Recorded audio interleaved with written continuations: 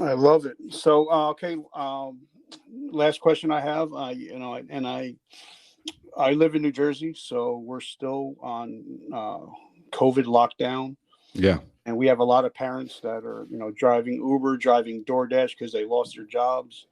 Mm. We got grandparents homeschooling kids. So, if I ask the average American to do something in 7 days, they're never going to get to it.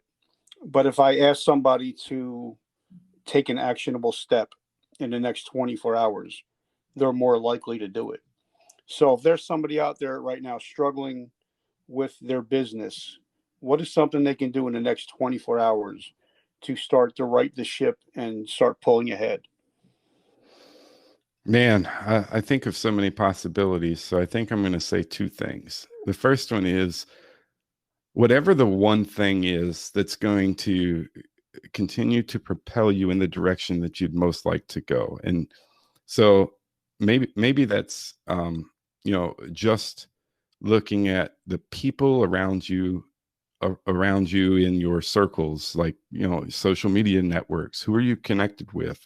How can you pick up the phone and reach somebody? How can you message somebody and just work on building a genuine connection with one person at a time? I think that's applicable in almost any scenario that I could think of. Those relationships are probably the most important thing.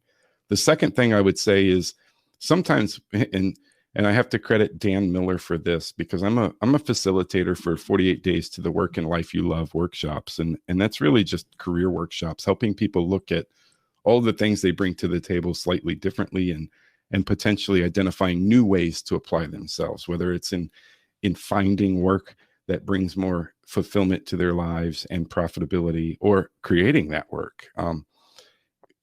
But he said something that I really liked through in this content, and it's sometimes when we think about goal setting and being productive in goal setting, we think about the things that we have to add to our lives. He encourages you to instead look at what are the things you need to stop doing, and what can you do this week to stop doing them. I love it, brother. So, guys, if you definitely need to check out his podcast, I did. I guess I was on last week, and it was probably one of my favorite podcasts I've ever done. It was fun. It was. We could have just went on for hours, and we both dropped some serious knowledge bombs. So definitely check out his podcast. I'll leave it in the liner notes. Guys, make sure that you subscribe and share. And if you enjoyed what we talked about today, leave a comment about what